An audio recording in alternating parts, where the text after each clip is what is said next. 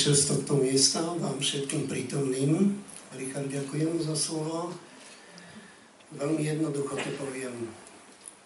Predovšetkým je ťažké mi po takých osobnostiach k vám prehovoriť, ale tá 28, to je len číslo. Tých 11 rokov verejnej činnosti, kde som predovšetkým jednoducho vyjadril. Mám rád ľudí a naučili ma pri výchove pomáhať druhým. Ja z tohto miesta chcem poďakovať vám všetkým, ktorí ste mi dali podporné svoje podpisy na papiere petičné, ktoré ma oprávňujú kandidovať do miestneho zastupiteľstva a do mestského zastupiteľstva len z jednoduchého dôvodu. Ak chcete, aby som pre Ružinov dosiahol ešte viacej, ako som dosiahol za tých 11 rokov, je na vašom slobodnom rozhodnutí, aby ste mi ten hlas dali pri komunálnych voľbách 15. novembra, pretože jedine toto premostenie a jedine na magistráte, kde máme problémy, čo môže potvrdiť aj tu prítomný pán starosta, že to nemá ľahké a ja mu veľmi pekne ďakujem za jeho prítomnosť, že vôbec medzi nás prišiel, pretože má toho strašne veľa a ďalej nebudem hovoriť, ale v každom prípade najmä manželke a svojej najbližšej rodine ďakujem za podporu a toleranciu, pretože tú verejnú činnosť nie je ľahké robiť a jedine s ich podporou, s ich energiou môžem také niečo robiť ďalej. Ďakujem veľmi pekne.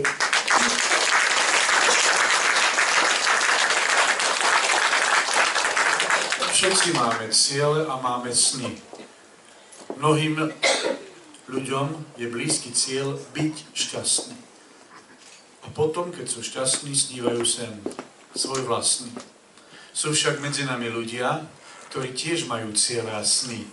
Robiť iných šťastnými, aby mohli snívať svoje sny. A práve preto tento, počiarkujem trikrát, nezávislý kandidát na poslanca miestnej časti Bratislava Ružinov a mesta Bratislava si povedal, že jeho život bude mať význam len vtedy, keď ľudia v jeho okolí budú šťastní. Dámy a páni, skromní, príjemní, s veľkým charakterom, nie moc pekný, Jozef Matušek.